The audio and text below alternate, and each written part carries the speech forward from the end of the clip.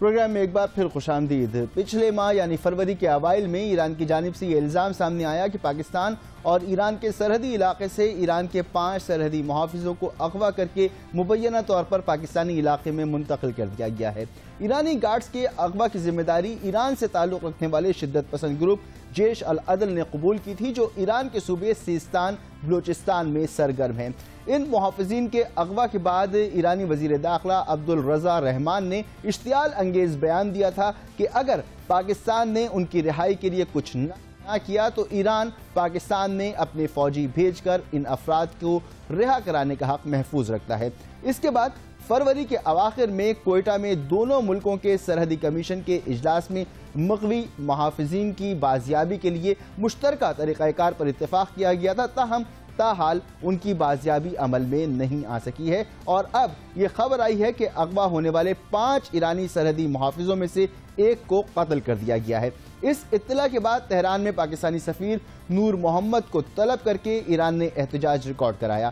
دوسری جانب پاکستان نے اس واقعے پر افسوس کا اظہار کرتے ہوئے کہا کہ ایران قابل عمل انٹیلیجنس معلومات دے جس پر کارروائی کی جائے گی۔ گزشتہ روز ایرانی وزیر خارجہ محمد جاوید ظریف نے بھی پاکستان کے حوالے سے ایک سخت بیان دیتے ہوئے کہا کہ پاکستان اپنی سرحدوں کی حفاظت میں ناکام ہو چکا ہے اور پاکستان نے اپنی سرزمین میں دہشت گردوں کو کھلی چھوٹ دے رکھی ہے۔ پاکستانی دفتر خارجہ نے ایرانی صوبے سیستان سے اغوا کیے گئے 5 بارڈر گارڈز میں سے ایک کو مبینہ طور پر قتل کیے جانے کی سخت الفاظ میں مذمت کی ہے اور اس حوالے سے ایران کو اپنے مکمل تعاون کی یقین دہانی کرائی ہے۔ دفتر خارجہ کا مزید کہنا تھا کہ پاکستان کی جانب سے کی جانے والی تحقیقات میں اس بات کے شواہد نہیں ملے کہ مغوی ایرانی اہلکاروں کو پاکستانی حدود میں منتقل کیا گیا۔ ترجمان دفتر خارجہ تسنیم اسلم کا کہنا ہے کہ ایرانی بارڈر گارڈز کی ہلاکت پاکستان میں نہیں ہوئی، نہ دیگر اغوا شدگان کی پاکستان میں موجودگی کا کوئی ثبوت ملا ہے۔ ترجمان دفتر خارجہ کے مطابق ایرانی بارڈر گارڈز اپنے علاقے میں 10 کلومیٹر اندر سے لاپتہ ہوئے، مگر ایرانی حکومت اطلاع فراہم کرے پاکستان تلاش کرنے کے لیے تیار ہے۔ ترجمان دفتر خارجہ نے ایرانی حکام کو یہ بھی یاد دلایا کہ بارڈر کی نگرانی دونوں اطراف کی ذمہ داری ہے، لیکن مسئلہ مزید پیچیدہ ہی ہو رہا ہے اور ایران سفارتی سطح پر سخت برہمی کا اظہار کر رہا ہے۔ اب ایرانی صدر حسن روحانی نے بھی وزیر اعظم نواز شریف سے اس معاملے پر ٹیلی فون پر بات کی ہے، جس میں ایرانی محافظوں کی فوری بازیابی کے لیے کارروائی کرنے کا معاملہ زیر بحث لایا گیا۔ حسن روحانی کے مطابق وزیر اعظم نواز شریف نے یقین دلایا کہ پاکستان اس سلسلے میں ہر ممکن کوشش کرے گا۔ اس سلسلے میں کابل میں جشن نوروز کے سلسلے میں موجود صدر مملکت ممنون حسین نے بھی ایرانی گارڈز کے اغوا کی مذمت کرتے ہوئے کہا کہ پاکستان اس قسم کے واقعات کی حوصلہ افزائی نہیں کرتا اور نہ ہی آئندہ کرے گا، اور اگر ایران کے پاس کوئی ثبوت ہے تو پاکستانی حکومت اس سلسلے میں کارروائی کے لیے تیار ہے۔ اس پورے معاملے پر بات کریں گے، جوائن کیا ہے سینئر تجزیہ کار امتیاز گل نے۔ شکریہ امتیاز گل صاحب، یہ فرمائیے گا کہ مغوی ایرانی بارڈرز گارڈ کا جو معاملہ ہے وہ اتنا پیچیدہ کیوں ہوتا چلا جا رہا ہے؟ ایران کے صدر حسن روحانی نے وزیر اعظم نواز شریف سے بھی اس پر ٹیلی فون پر بات چیت کی ہے اور صدر ممنون حسین سے بھی ملاقات ہوئی ہے حسن روحانی کی۔ سفارتی سطح پر کیا یہ بحران واقعی سنگین ہوتا جا رہا ہے؟ دیکھیے، بنیادی طور پہ اگر آپ دیکھیں 2012 میں بھی جیش عدل نے کوئی ذمہ داری قبول کی تھی ایرانی سیکیورٹی گارڈز کو قتل کرنے کی۔ 2013 میں 14 سیکیورٹی گارڈز اسی تنظیم نے اغوا کیے اور بعد میں ان کو قتل کر دیا، اور ایک بار پھر ابھی انہوں نے یہ ذمہ داری قبول کی، لیکن 2012 اور 2013 کے تقریباً وسط تک اس قدر اس دو طرفہ تعلقات میں کشیدگی نہیں آئی تھی، کیونکہ اس وقت تک پاکستان ایران کے مابین اچھی بات چیت چل رہی تھی، گیس پائپ لائن کے حوالے سے بھی۔ لیکن جب اکتوبر میں امریکہ اور دوسری مغربی طاقتوں اور ایران کے مابین ایرانی نیوکلیئر پروگرام کے حوالے سے ابتدائی مفاہمت ہوئی، اس کے بعد جس طرح سعودی عرب نے پاکستان کے ساتھ تعلقات بڑھائے، تو میرا خیال ہے کہ اس کے نتیجے میں ابھی ایران میں بھی تشویش پیدا ہوئی کہ اگر پاکستان، سعودی عرب اور بحرین کے آپس میں تعلقات بڑھ رہے ہیں، جو کہ بنیادی طور پہ ایک شیعہ مخالف اتحاد بن رہا ہے، ان قوتوں کی سربراہی کے لیے، ان قوتوں کی حوصلہ افزائی کے لیے جو کہ ان کے خیال میں شام میں جا کے شامی حکومت کے خلاف جہاد کریں، بھلے وہ القاعدہ ہو، بھلے وہ اخوان المسلمین ہو. تو میرا خیال ہے کہ جو یہ پلٹا کھایا ہے ایرانی حکومت نے، وہ بنیادی طور پہ پاکستانی حکومت کے پلٹا کھانے سے ہے کہ کس طرح اس نے خود کو نتھی کر لیا ہے سعودی عرب اور بحرین کے ساتھ اس مشن میں. ایک ایسا مشن ہے جو کہ آج سے 25 سال پہلے پاکستان نے شاید ادا کیا تھا، کہ جس طرح امریکہ کے ساتھ مل کے افغان مجاہدین کی تربیت کی تھی اور روس کو وہاں سے اس افغانستان سے مار بھگانے میں ایک کلیدی کردار ادا کیا تھا. ہو سکتا ہے کہ اندرون پس پردہ ایک بار پھر پاکستان سرکاری غیر سرکاری طور پہ، غیر اعلانیہ طور پہ وہی کردار ادا کر رہا ہو، اور ظاہر ہے اس کی براہ راست تشویش ایران کو ہوگی، کیونکہ ایران کی حکومت اب بھی شامی حکومت کی ایک لحاظ سے طرفدار ہے. ایران، روس اس کو اب تک سہارا دیے ہوئے ہیں صرف ایک اصول کی بنیاد پہ کہ غیر ملکی مداخلت کے ذریعے کسی بھی حکومت کا خاتمہ کوئی مناسب طریقہ نہیں ہے. جیش عدل نامی تنظیم نے ایرانی گارڈز کے اغوا کی ذمہ داری قبول کی ہے. یہ فرمائیے کہ یہ کون لوگ ہیں، اس تنظیم کا پس منظر کیا ہے؟ دیکھیے، بنیادی طور پہ جو اپوزیشن جماعتیں ہیں، سنی اپوزیشن جماعتیں ایران کے اندر، اور خاص طور پہ وہ ایرانی بلوچستان کے اندر کچھ لوگ موجود ہیں، ان کے کچھ ایکٹیوسٹ تھے وہ جیلوں میں بھی ہیں. اور میرا یہ خیال ہے کہ جس طرح جند اللہ اب پاکستانی بلوچستان کے علاقوں میں رہ کے اپنے کمانڈ اینڈ کنٹرول مراکز تھے وہاں پہ، اور وہاں سے وہ حملے کر رہے تھے، خودکش حملے کر رہے تھے، ایمبوشز کر رہے تھے ایرانی سیکیورٹی فورسز کے خلاف. اسی طرح ہو سکتا ہے کہ اسی تنظیم کے لوگوں نے اپنے ایک نئے نام سے یہ تحریک شروع کی ہے، کیونکہ نئے نام رکھنے کی روایت افغانستان پاکستان میں جو مسلح گروپ ہیں انہوں نے شروع کر رکھی ہے کہ کارروائیاں کر کے اپنا نام تبدیل کرتے ہیں تاکہ تفتیش کاروں کو ان کی تلاش میں مشکل ہو.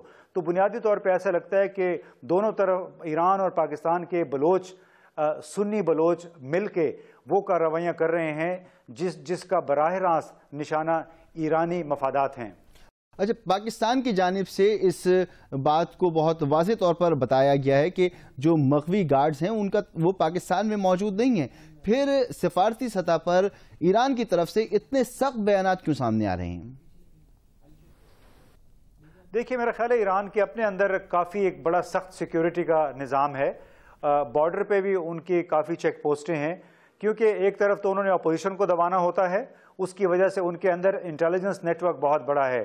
اس کے ساتھ ساتھ سرحد پہ چونکہ سمگلنگ اور جرائم پیشہ عناصر کی بھی کافی آمد و رفت ہوتی ہے، تو اپنی سائٹ پہ ایرانیوں نے میرا خیال ہے اپنا بندوبست کر رکھا ہے. چھان بھی انہوں نے کر لی ہوگی یہ تعین کرنے کے لیے کہ جو مغوی گارڈز ہیں کیا وہ ایران میں ہیں یا پاکستان میں ہیں. تو بظاہر یہ لگتا ہے کہ ایران کو یہ یقین ہے کہ یہ گارڈز پاکستان ہی کی سرزمین پہ ہیں. اب ظاہر ہے پاکستان کی سرزمین ہزارہ کلومیٹر پہ مشتمل ہے، خاص طور پہ جو پاکستان ایران کا بارڈر ہے، اور ایسا بارڈر ہے کہ جہاں پہ میل ہا میل تک نہ پاکستان کی کوئی سرحدی چوکی ہے، نہ کوئی حکومت کا وجود ہے. اب یہاں پہ دفتر خارجہ کے لیے تو کہہ دینا یہ آسان ہے کہ ایرانی مغوی گارڈز پاکستان کے اندر نہیں ہیں، لیکن کئی ایسے لوگ آپ کو ملیں گے جو شاید اسلام آباد میں ہوں اور حکومت یہ کہے کہ ہمیں تو معلوم نہیں ہے، کیونکہ پاکستان کے اندر جو سیکیورٹی اپیریٹس ہے اس قدر اسٹرکٹ نہیں ہے، اس کے تانے بانے اس قدر پھیلے ہوئے نہیں ہیں معاشرے کے اندر کہ ان کو معلوم ہو کہ واقعتاً کوئی جن لوگوں کی تلاش ہے وہ کسی ایک مخصوص علاقے میں ہوں. تو اس میں جب تک اس معاملے پہ دونوں ملک مل کے تفتیش نہیں کریں گے، یہ باہمی جو ایک رنجش ہے یہ ختم ہوگی. بہت شکریہ امتیاز گل. بات کر رہے تھے پاکستان اور ایران کے درمیان جو سفارتی سطح پر ایک ٹینشن کا ماحول پیدا ہو رہا ہے، اس کے اسباب کیا ہیں اور کیا وجوہات ہیں، تفصیل سے انہوں نے بات کی. یہاں وقفہ ایک بریک کا، جس کے بعد بات کریں گے معاشی امور کی. حوصلہ افزا خبروں کا سلسلہ جاری ہے اور اب ملک کے زر مبادلہ کے ذخائر $10 ارب سے تجاوز کر چکے ہیں.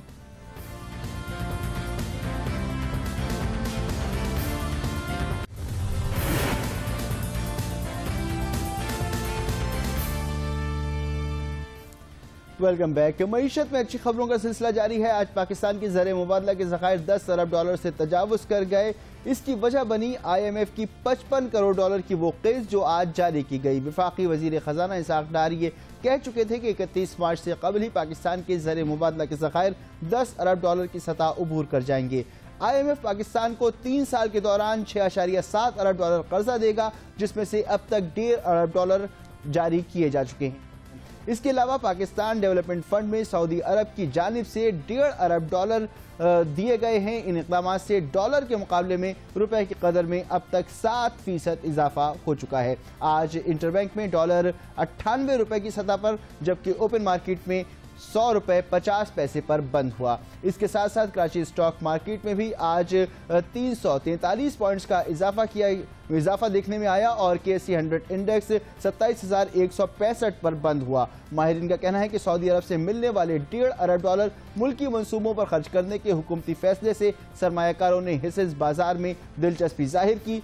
बैंकारी और तेलो गैस के शोबों में सरमायाकार भी आज सरगर्म दिखाई दिए। इस पूरी सूरत हाल पर हमने दावत दी है माहिर माशी उमूर जनाब फैसल ममसा को। बहुत शुक्रिया फैसल साहब, आप हमारे साथ मौजूद हैं। फरमाइएगा, पाकिस्तान को IMF की जानिब से 55 करोड़ डॉलर की किस्त मौसूल हो गई है। पाकिस्तान के ज़र मुबादला के ज़खायर 10 अरब डॉलर से तजावुज़ कर चुके हैं।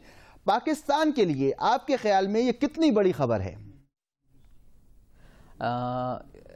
It's a good news. It's a very positive news. हम लोग 5 साल पहले 16 बिलियन डॉलर्स पे के रिजर्व्स पे थे, फिर हम लोग एकदम से नीचे आ गए and we were at a 12-year low, and अब हम वापस ऊपर आ गए हैं। तो it's not only good news for us, but it gives के फाइनेंशियल मार्केट्स को बहुत ज़्यादा कॉन्फिडेंस मिलता है, इंटरनेशनल इन्वेस्टर्स को कॉन्फिडेंस मिलता है। आज हम लोग यूरो बॉन्ड्स की भी बात कर रहे हैं। हम जैसे जैसे हमारे रिजर्व्स बेहतर होते जाएंगे, वैसे दूसरी मल्टीलैटरल एजेंसीज आपसे ज़्यादा इन्वॉल्व होंगी, एंड आप जो इन्वेस्टमेंट डेस्टिनेशन बन जाएंगे एक, जो कि अभी हम थोड़ा सा we are far apart from that. But yes, I think the stock market will get better and your other indicators will get better, और फॉरेन इन्वेस्टमेंट नहीं चाहिए। अच्छा, ये भी फरमाइए कि डॉलर के मुकाबले में रुपए के कदर में इजाफा और स्टॉक मार्केट में बेहतरी के अलावा वो कौन से शोबे हैं जिसमें बेहतरी है? खुसूसी तौर पर सनती सतह पर क्या मुस्बत तब्दीलियां देखने में आ रही हैं? देखिए, अगर आप इंडस्ट्रीज़ की बात कर रहे हैं तो there are 9 major industries of Pakistan, जिसमें से सिर्फ 2 इंडस्ट्रीज़ हैं जिनको स्ट्रॉन्ग रुपी का फ़ायदा होता है, which is automobiles and the others is chemicals. बाकियों को जैसे टेक्सटाइल्स हैं, इवन ग्रेन एक्सपोर्ट्स हैं, उनको सबको थोड़ा सा सेटबैक होता है। सो the positives and the negatives are balanced, but I think के मार्केट में जो थोड़ा सा प्राइस को स्टेबिलिटी रखनी चाहिए, तो आई थिंक कि इसको थोड़ा सा इट शुड नो वोलेटाइल। मगर एक सवाल यहाँ पर यह भी तो है कि अगर 7% रुपया मुस्तहकम होता है डॉलर के मुकाबले में, तो इससे महंगाई में भी कमी आएगी। तो ये महंगाई में जो कमी आती है या आनी चाहिए, इसका आवाम को कितना फ़ायदा पहुँचता है? देखिए, इट्स अ गुड थिंग कि हम लोग ये बातें कर रहे हैं कि इन्फ्लेशन या महंगाई थोड़ी सी कम हो रही है, but there will be a lag effect, यानी कि आज अगर रेट्स कम हुए हैं तो उसको प्राइसेस को इनकॉर्पोरेट करने में थोड़ा सा टाइम लगता है। तो आप अगले 2-3 महीने में देखेंगे कि चीज़ें कम हो रही हैं। देखिए, अगर आप पेट्रोल कम करते हैं तो obviously there is a knock on effect कि आपका ट्रांसपोर्ट ओवरऑल कम हो जाता है and your overheads come down. To top it of कि अगर आप इसमें इलेक्ट्रिसिटी के भी रेट्स कम कर पाते हैं, विच जो मुझे लगता है कि थोड़ा सा मुश्किल है, क्योंकि हम लोग एक IMF के अग्रीमेंट में भी है जिसमें हम अपनी सब्सिडी जो हम इलेक्ट्रिसिटी में देते हैं वो ऑलरेडी हम लोग चाह रहे हैं कि उसको IMF चाह रही है कि हम लोग कम करें। तो I don't think there is a lot of question in electricity tariffs, but अगर अब जनरली देखें तो आई थिंक पेट्रोल से भी काफ़ी जाएगा। ये भी बताइए कि अब हुकूमत ये इरादा भी रखती है कि निजकारी की जाए। निजकारी का अमल अगर शुरू होता है तो इससे कौमी ख़जाने में कितनी रकम आएगी और लॉन्ग टर्म में इसके क्या फ़वाइद होंगे? देखिए, there is a lot of confidence in the financial markets. کل ہی ایک PIB آکشن ہوا تھا جو کہ پاکستان کی ہسٹری کے لیے it's been one of the biggest PIB auctions, جس میں 500 ارب سے زیادہ کا بینکس نے پارٹیسپیٹ کیا ہے اور اس کو لیا ہے، اس سے مطلب یہ ہوتا ہے کہ بینکس کو بھی فائنینشیل سیکٹر کو یہ کانفیڈنس ہے کہ لانگ ٹرم ریٹس یعنی کہ لانگ ٹرم اسٹیبلٹی ہے۔ اس کی میں اب جو 2-3 پرائیویٹائزیشن کی پروسیسز ہم لوگ بات کر رہے ہیں، اور which ever one happens earlier will obviously give more credibility to the next one, تو اس کے جو پروسیڈز بھی آئیں گے وہ ہمارا فسکل ڈیفیسٹ ہے اس کو کم کرنے میں دے گا۔ بٹ ہم لوگ کو یہ بھی دیکھنا چاہیے کہ جو جہاں جس کارپوریٹ سے ہم لوگ بلیڈ کر رہے ہیں، چاہے وہ پاکستان اسٹیل ہو یا PIA ہو یا کوئی اور ہو، اس کو وہاں سے جہاں ہم بلیڈ کر رہے ہیں اس کو بھی روکنا چاہیے۔ تو I think the privatisation process is important, اور وہ ہمیں فسکل سپورٹ کافی کرے۔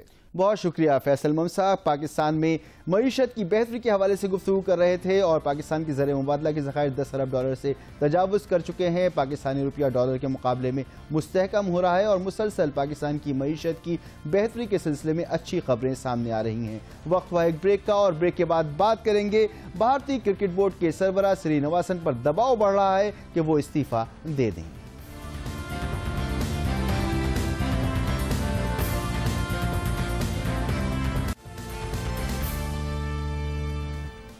Welcome back. 2 روز قبل بھارتی سپریم کورٹ نے IPL یعنی انڈین پریمیئر لیگ میں اسپاٹ فکسنگ کیس کے سلسلے میں منصفانہ تحقیقات کے لیے بھارتی کرکٹ کنٹرول بورڈ کے صدر این سری نواسن کو مستعفی ہونے کا حکم دیا۔ بھارتی سپریم کورٹ نے کہا کہ اگر سری نواسن اپنے عہدے سے نہیں ہٹیں گے تو عدالت مناسب حکم جاری کرے گی۔ IPL کی ٹیم چنئی سپر کنگ کے مالک اور BCCI کے سربراہ سری نواسن کے داماد ان تمام کرکٹرز، حکام اور کھلاڑیوں اور سٹے بازوں میں شامل ہیں جن کے خلاف IPL میں اسپاٹ فکسنگ کے تحت فریب اور مجرمانہ سازش کے الزامات ہیں، اور اس کی تحقیقات جاری ہیں۔ آج اب بھارتی سپریم کورٹ نے تجویز دی ہے کہ سری نواسن کو ہٹا کر یہ عہدہ عبوری طور پر سابق کپتان سنیل گواسکر کے سپرد کر دیا جائے۔ اس کے علاوہ بھارتی عدالت عظمیٰ نے یہ بھی تجویز دی کہ اسپاٹ فکسنگ کے الزامات کی زد میں آنے والی انڈین پریمیئر لیگ کی 2 بڑی ٹیموں راجستھان رائلز اور چنئی سپر کنگ کو ٹورنامنٹ سے باہر رکھا جائے۔ بھارتی سپریم کورٹ اس سلسلے میں کل عارضی حکم جاری کرے گی، جبکہ سری نواسن کے مستقبل پر سماعت اب 16 اپریل کو ہوگی۔ اس پورے معاملے نے بھارتی کرکٹ کو سنگین بحران سے دوچار کر دیا ہے۔ اسی پر بات کرنے کے لیے ہمارے ساتھ موجود ہیں نئی دلی سے اخبار DNA انڈیا کے اسپورٹس ایڈیٹر چندر شیکھر لوتھرا۔ آداب چندر شیکھر لوتھرا صاحب، آپ ہمارے ساتھ موجود ہیں، بہت شکریہ آپ کا۔ جولائی 2014 میں سری نواسن ICC کے نئے ڈھانچے کے سربراہ ہوں گے۔ اس سارے پس منظر میں سری نواسن کی ساکھ کو کتنا نقصان پہنچا ہے، کیونکہ وہ ICC جیسے اہم ادارے کے سربراہ بننے جا رہے ہیں؟ دیکھیں، بہت سمپل ہے یہ چیز، اس میں کوئی ہمیں راکٹ سائنس نہیں چاہیے۔ ایک کرپٹ ویکتی جس کے اگینسٹ پروب چل رہی ہے، جب تک ان کو کلین چٹ نہیں مل جاتی، وہ ICC تو دور کی بات ہے، وہ کسی کلب کرکٹ کے بھی سربراہ نہیں بن سکتے، پہلی چیز۔ اور دوسرا، دیکھیں بھارت میں ایک بہت سمپل سی ایک جو ڈسکشن چل رہی ہے وہ ہے کہ کیا ایک ویکتی کو بچانے کے لیے، کیا ایک ویکتی سچ میں گیم آف کرکٹ سے بڑا ہو گیا؟ کیا ایک ویکتی نے اتنا کرکٹ کو خراب کرنے کے لیے اور اپنے پیسہ کمانا کہیں یا اپنے آپ کو آگے لے جانا، یا اپنی ٹیم چنئی سپر کنگز جس طرح سے کانفلکٹ آف انٹرسٹ کی بات چلتی ہے، IPL کی ٹیم انہوں نے خرید رکھی ہے، کیا یہ ایک ویکتی کے لیے پوری کرکٹ کو داؤ پہ لگا دیں گے؟ کرکٹ کسی ایک ویکتی کی جاگیر نہیں ہے۔ کرکٹ ان ویکتیوں سے، ہم آپ سے سب سے بہت اوپر ہے، اس لیے گیم کو بچانا سب سے پہلا فرض ہے۔ اس لیے شری نواسن جیسے ویکتی کو اگر تو کلین چٹ ملے تو الگ بات ہے، لیکن فی الحال جو حالات ہیں ابھی بہت نزدیک، تو کوئی کلین چٹ تو دور کی بات، ان کو بچنا بہت مشکل ہو جائے گا جس طرح سے ان کے اگینسٹ ایلیگیشنز لگے۔ جی، جیسا کہ آپ نے کہا کہ یہ ایک بری خبر ہے، اور بورڈ کے سربراہ، کرکٹ بورڈ کے سربراہ پر جوئے اور سٹے بازی کے الزامات ہیں، مگر صرف وہی نہیں ہیں، اس میں مہندر سنگھ دھونی بھی ہیں، ان کے علاوہ دیگر کرکٹ پلیئرز ہیں، حکام ہیں، کیا ان کے خلاف بھی اسی طرح کی جانچ، اسی طرح کی تحقیقات ہو رہی ہیں؟ دیکھیں، جب آپ किसी घर के सरगना होते हैं, जब आपके बच्चे आपके साथ हैं, तो आपका फर्ज बनता है उनको प्रोटेक्ट करना, उनको सही दिशा में ले जाना। यहाँ पर क्या हुआ, इस क्रिकेट के एडमिनिस्ट्रेटर्स ने एक ऐसी ग्रीड में हमारे प्लेयर्स को डाल दिया कि आप एक मैच अपने देश के लिए, अपनी कंट्री के लिए खेलो तो आपको चंद लाख रुपए भी नहीं मिलेंगे, 1 लाख रुपए मिलेगा, 2 लाख रुपए मिलेंगे। अगर आप आईपीएल जैसी एक गेम खेलेंगे 20 ओवर 50 दिन, आपको इतने करोड़ दे देंगे कि आपको शायद पीछे मुड़कर भी देखने की जरूरत नहीं होगी। As a cricket administrator, as a जो कहते हैं ना कि वालदाइन लोग जो हमारे होते हैं, उनका ये फर्ज है कि बच्चे को सही दिशा में ले जाना। यहाँ पर हम भटक गए हैं, बहुत जरूरी था। देखिए, पिछले दिनों में अगर मसलों की बात की जाए, कितनी बार पाकिस्तान ने हमें कहा है हमारे साथ क्रिकेट खेलिए, चाहे न्यूट्रल कंट्री में, हम उनको अवॉइड करते हैं। वर्ल्ड क्रिकेट को पाकिस्तान की जरूरत है।